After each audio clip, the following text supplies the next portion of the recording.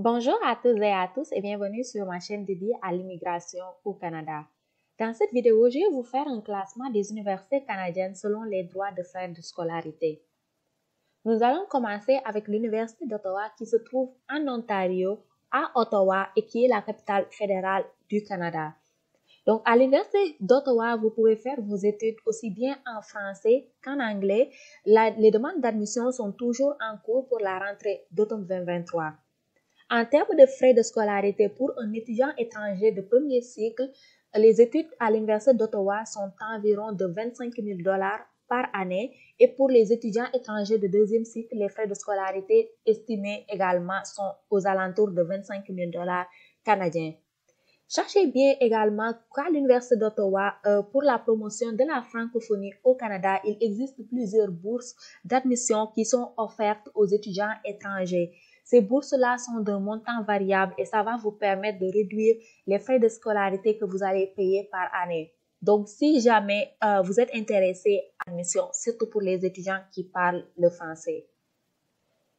La prochaine université qu'on va parler, c'est l'Université de Montréal qui se trouve au Québec à Montréal. Parmi les universités les plus connues du Québec, les étudiants étrangers sont vraiment nombreux à l'Université de Montréal. Les frais de scolarité au premier cycle sont estimés entre 24 608 et plus de 24 608 par année. Et pour les étudiants internationaux de deuxième cycle, les frais de scolarité sont estimés entre 16 751 par année et 18 662 par année. Donc, dépendamment du choix que vous faites au deuxième cycle, que ce soit pour une maîtrise en recherche ou en projet supervisé, vos frais de scolarité vont varier en conséquence. Sachez également que l'Université de Montréal offre plein de bourses d'admission et même des bourses d'exemption pour les droits supplémentaires reliés aux étudiants étrangers. J'avais déjà fait une vidéo là-dessus, donc si jamais vous êtes intéressé par la capitale québécoise, donc si vous êtes intéressé par Montréal, essayez de regarder cette université vu qu'elle offre également plein de bourses aux étudiants étrangers. L'autre université dont nous allons parler, c'est l'Université du Québec en Outaouais. Il y a plein d'étudiants étrangers également qui vont dans ces régions-là. C'est situé au Québec, mais c'est à Gatineau, mais c'est très proche d'Ottawa.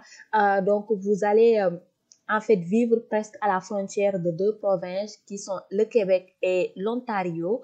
Donc, peut-être l'avantage de vivre ou d'étudier dans cette région, c'est que vous pouvez vous loger à moindre coût au Québec, à Gatineau, et travailler à un salaire plus élevé en tant qu'étudiant en Ontario. Parce que le salaire minimum est fixé par les provinces et en Ontario, le salaire est plus élevé que le Québec et également les taxes sont moins élevées en Ontario qu'au Québec. Par contre, il se peut parfois qu'il y ait des problèmes de fiscalité lié à cela, surtout en tant qu'étudiant étranger durant votre année scolaire, parce que normalement, vous êtes obligé de rester dans la province où vous étudiez. Mais quand même, c'est une université qui est bien placée. En termes de frais de scolarité, les étudiants étrangers de premier cycle vont payer aux alentours de 22 680 et les étudiants internationaux de deuxième cycle vont payer aux alentours de 22 680 Pour cette université, j'ai quand même mis les frais de scolarité pour un Canadien de premier cycle et un Canadien de deuxième cycle. En fait, l'Université du Québec en Outaouais fait partie de la liste des établissements qui offreront des bourses d'exemption pour une partie des étudiants étrangers à la rentrée d'automne 2023. Donc, si jamais vous faites partie des étudiants qui seront sélectionnés pour l'exemption de ces bourses-là, sachez qu'au premier cycle, vous pourriez payer juste 4 200 par année et pour le deuxième cycle aussi, même frais de scolarité. Donc, si jamais vous avez un bon dossier, n'hésitez pas à postuler à cette université. Les sélections se feront par les besoins de la région et de l'université. C'est eux qui vont octroyer la bourse. Mais quand même, c'est très intéressant si jamais vous avez la chance d'obtenir ces bourses d'exemption. L'autre université que nous allons parler, c'est l'Université du Québec à Rimouski, au Québec. Donc, il y a plein d'étudiants étrangers également qui se destinent à cette région-là. Donc, en termes de frais de scolarité, les étudiants étrangers de premier cycle vont payer aux alentours de 22 000 $ canadiens et les étudiants internationaux de deuxième cycle vont payer aux alentours de 20 000 $ canadiens. Donc, les frais que je vous donne, c'est des estimations parce que techniquement, au Canada, vous avez le choix vous avez la possibilité de choisir le nombre de crédits que vous voulez effectuer par année. Donc, je vous donne là pour 30 crédits pour certaines universités ou le maximum 25 crédits pour certaines universités. Mais sachez que parfois, en tant qu'étudiant étranger, vous pouvez juste faire 4 cours par session de 12 crédits. Donc, ça veut dire que vous pouvez juste faire 24 cours et être à temps plein.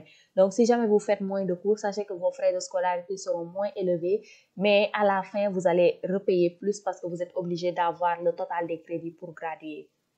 Donc, j'ai rajouté également pour cette université-là les frais de scolarité pour les étudiants canadiens de premier cycle et de deuxième cycle qui sont estimés à 3 500 $ canadiens par année.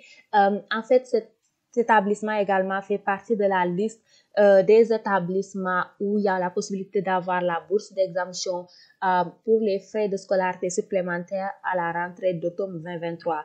Donc, si jamais vous êtes sélectionné pour avoir cette bourse-là, sachez que vos frais de scolarité pourraient être juste de 3 500 $ annuels au lieu de 22 000 $ ou même 20 000 $ par année.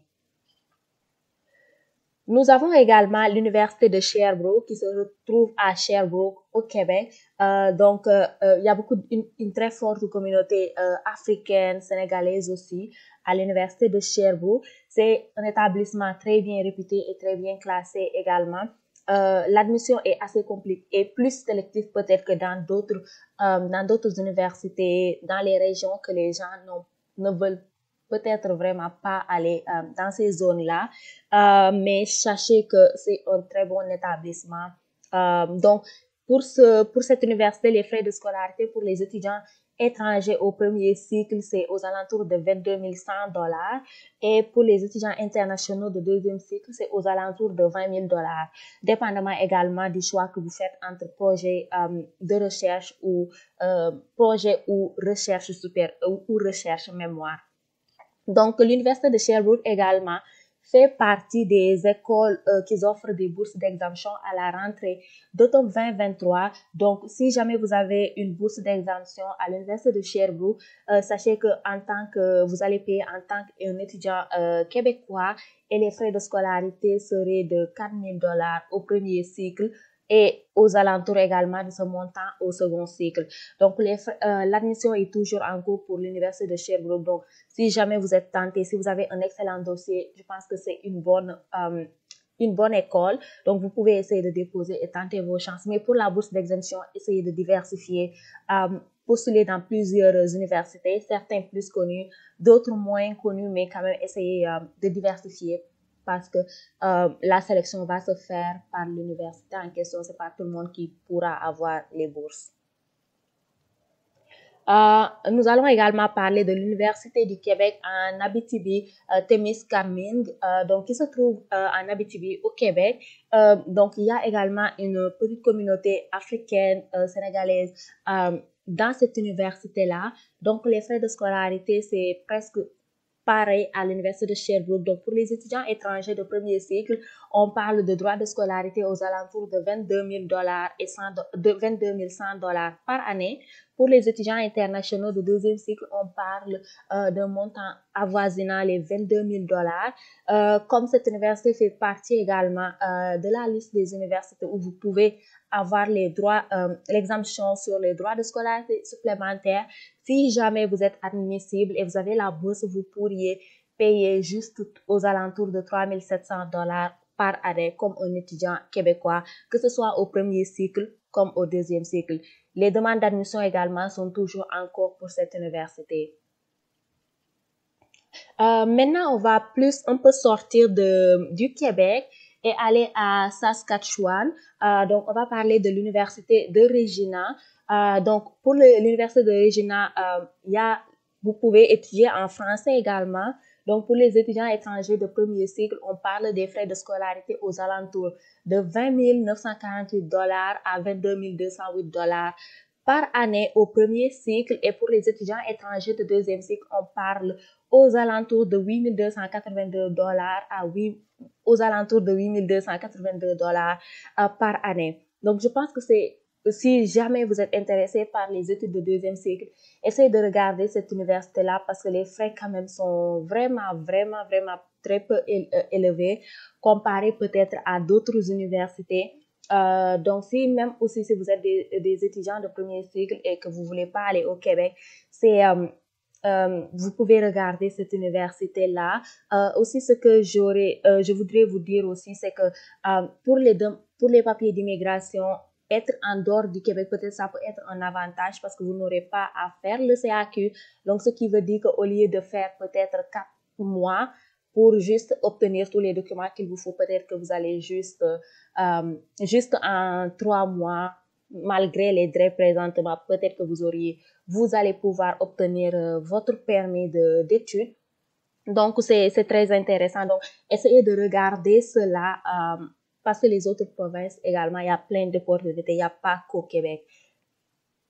Maintenant, nous allons parler officiellement de l'Université de Saskatchewan, donc toujours située à Saskatchewan. Donc, les frais de scolarité, c'est aux alentours de $20,131 à $20,614 pour les étudiants étrangers de premier cycle, et pour les étudiants étrangers de deuxième cycle, c'est aux alentours de $5,397 à aux alentours de $5,397. Donc, encore une fois, si jamais vous êtes en deuxième cycle ou vous voulez étudier en deuxième cycle au Canada, essayez de regarder ces universités-là parce que les frais sont quand même très bas comparé même aux frais de scolarité au Québec pour les étudiants de deuxième cycle. Donc, ça peut être avantageux aussi pour le premier cycle. Si jamais vous ne voulez pas aller au Québec, essayez de regarder les autres provinces. Nous allons retourner au Québec maintenant à l'Université de Laval. Donc, pour l'Université de Laval, les étudiants étrangers de premier cycle vont payer un frais de scolarité aux alentours de $19,916 par année à $21,297 par année. Pour les étudiants internationaux de deuxième cycle, les frais de scolarité seront aux alentours de $16,751 par année à $19,916 par année. Donc, comme vous le savez déjà, l'Université de Laval fait également partie de la liste où vous pourriez obtenir une bourse d'exemption des frais de scolarité supplémentaires pour la rentrée d'automne 2023. Donc, si jamais vous êtes admissible, les frais de scolarité pour un étudiant québécois varient au premier cycle entre $2,725 à $8,506 par année, et pour le deuxième cycle, ça varie au même montant. Donc, je pense qu'avec l'université de Sherbrooke, c'est l'université de Laval également serait peut-être une université où la compétition pour ces bourses sera très féroce. Donc, si vous avez un excellent dossier scolaire, vous pouvez tenter votre chance, mais également essayer de diversifier, essayer de postuler ailleurs aussi au cas où vous n'avez pas cette bourse. Mais sachez que Laval, au Québec, il y a une très forte communauté africaine, en général, sénégalaise en particulier. L'université est très diversifiée, un très grand établissement aussi qui est bien classé au Canada. Donc, si jamais vous voulez pas être loin de Montréal, mais vous voulez pas habiter à Montréal, Laval est une bonne alternative, comme l'est également l'université de Sherbrooke. Maintenant, on ressort du Québec. Pour l'université de Mont-Allison au Nouveau-Brunswick. J'ai jamais été là-bas, mais d'après ce que j'ai entendu, il y a quand même une petite communauté francophone dans le Nouveau-Brunswick. Donc, on parle des frais de scolarité aux alentours de $19,040 pour les étudiants internationaux de premier cycle, et pour les étudiants étrangers de deuxième cycle, on est aux alentours de $5,010 par année. Donc, également, si jamais vous êtes tenté par les études de deuxième cycle, cette université-là vous offre la possibilité d'étudier à un coût moins élevé qu'au Québec, et vous pouvez étudier bien évidemment en français. Maintenant, nous allons parler de l'Université du Québec à Trois-Rivières. J'avais déjà fait une vidéo il y a, je pense, 2 semaines de cela, particulièrement liée à l'Université du Québec à Trois-Rivières, qui se trouve à Trois-Rivières au Québec.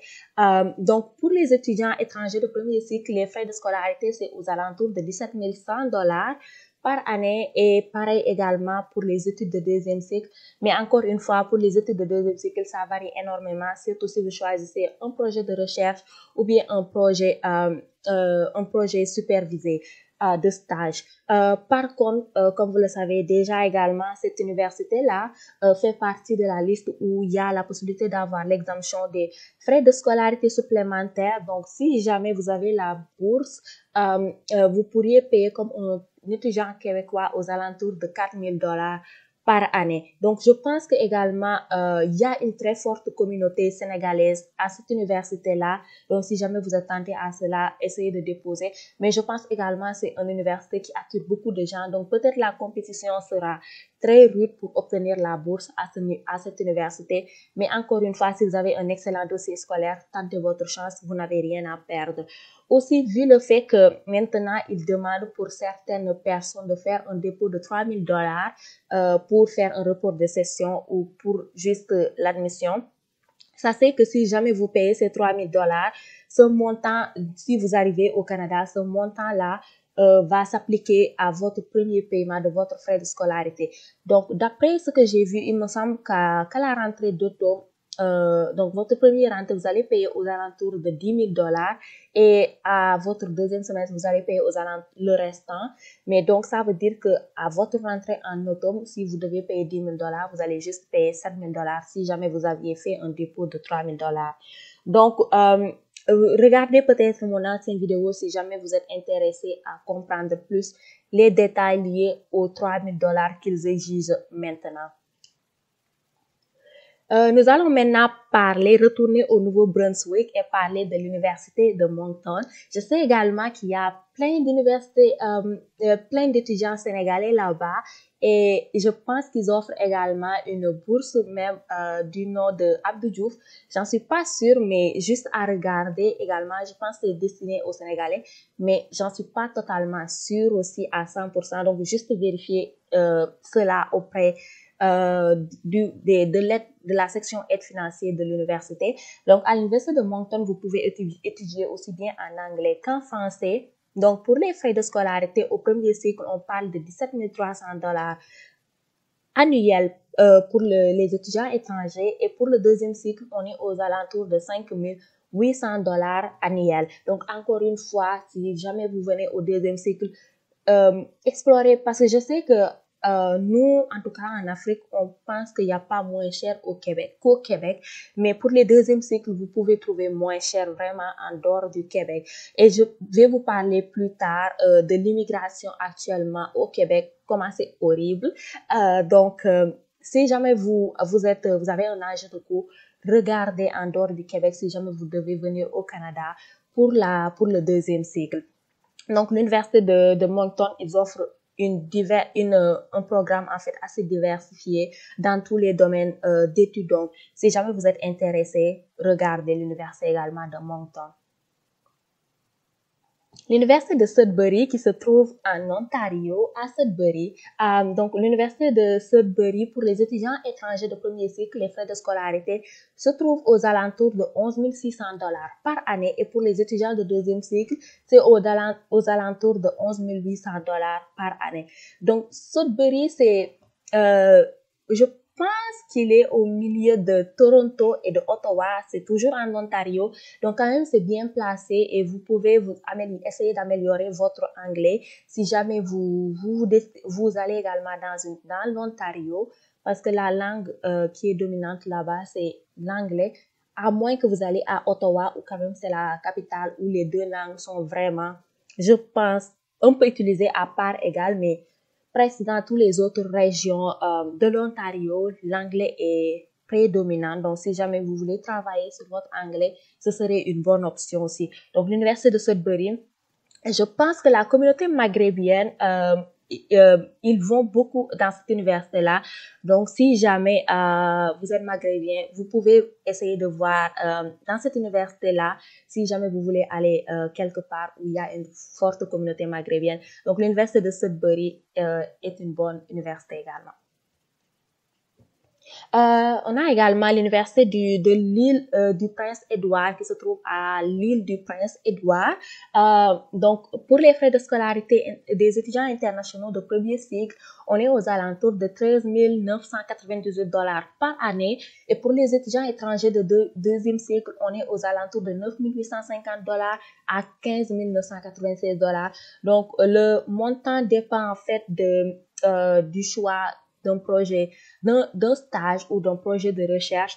Donc, si jamais vous êtes intéressé à un endroit qui n'est pas trop, où il n'y a pas une très forte communauté immigrante, si vous voulez vraiment vivre l'expérience canadienne, donc vous pouvez essayer de regarder l'université de l'île du Prince-Édouard. On a l'université également Mémorial de Terre-Neuve qui se trouve à Terre-Neuve. Donc, les frais de scolarité estimés pour les étudiants étrangers de premier cycle, c'est aux alentours de 11 460 $ au premier cycle et les étudiants étrangers de deuxième cycle, c'est aux alentours de 3 222 $ à 4 833 $ par année, qui est vraiment, vraiment excellent. Donc, vraiment, si vous voulez vraiment encore un frais de scolarité qui n'est pas trop élevé, cette université-là, je pense qu'en termes de frais de scolarité, quand même, vous êtes très bon. Et en plus, vous pouvez étudier en français. Donc, juste vérifier que pour le programme que vous voulez, il y a la possibilité d'étudier en français. Mais sinon, c'est une université où les frais de scolarité sont quand même pas mal. On a le collège de l'Atlantique Nord à Terre-Neuve. Techniquement, je ne voulais pas parler de collège, de cégep dans cette vidéo-là, parce que c'était plus au niveau des universités. Peut-être que je ferai pour les cégep collèges, dites-moi en commentaire si jamais c'est quelque chose qui vous intéresse. Je vais quand même essayer de le faire, même si la date limite pour les dépôts, c'est vraiment pour bientôt. Mais j'essaierai, mais je vous promets rien. Mais pour le collège de l'Atlantique, en général, dans les provinces anglophones, les collèges, vous pouvez également faire des études undergrad. Donc, techniquement, c'est l'équivalent du bac, baccalauréat, donc premier cycle ici au Canada. Donc, c'est pourquoi j'ai choisi de l'inclure dedans et c'est quand même à Terre-Neuve. Donc, c'est proche de l'Université Mémorial de Terre-Neuve. Donc, pour les étudiants étrangers de premier cycle, les frais de scolarité, c'est 11 400 $ par année. Et pour les étudiants étrangers de deuxième cycle, on parle de frais de scolarité estimés à 3 200 $ par année, donc qui est quand même pas mal. Donc, ce qui veut dire qu'ils offrent même des graduate programmes, donc des programmes de deuxième cycle à cette université-là, à ce collège-là. Maintenant, on va parler de l'université Sainte-Anne à Nouvelle-Écosse. Donc, cette université, pour les étudiants étrangers de premier cycle ainsi que de deuxième cycle, on a des frais de scolarité estimés à 11 000 $ par année. Donc, je pense que pour les étudiants de premier cycle, c'est un bon établissement pour payer peu de frais de scolarité. Par contre, pour les étudiants étrangers de deuxième cycle, peut-être vous allez trouver certainement... C'est sûr que vous allez trouver moins cher dans les autres universités dont je vous ai parlé tantôt. On a l'université de Saint-Boniface à Manitoba. Donc, cette université, pour les frais de scolarité, on parle de 8 700 $ pour les étudiants étrangers de premier cycle ainsi que les étudiants étrangers de deuxième cycle. Donc, encore une fois, si jamais vous êtes intéressé par les études de premier cycle pas cher, peut-être cette université sera faite pour vous en termes de frais de scolarité. Donc, en général, c'est le classement que j'ai voulu faire pour vous à la demande d'un de mes abonnés. J'espère qu'il saura se reconnaître et j'espère que la vidéo est à la hauteur de tes attentes aussi. Donc, n'hésitez pas à me mettre en commentaire si jamais vous avez des suggestions de vidéos sur lesquelles vous voulez que je fasse des vidéos dessus. Donc, pour finir, j'aimerais juste peut-être prendre le temps de vous parler de l'immigration, le volet immigration dans tout ça, dans le choix de où vous comptez aller. Donc, au Québec, l'immigration est genre donnée au Québec pour la protection de la francophonie. Mais sachez que présentement, donc, peu importe l'école où vous allez au Canada, à la fin de vos études, si vous avez un degree, comme ils l'appellent, un diplôme, pas un certificat, pas un DSS, pas un microprogramme, pas un majeur, pas un mineur.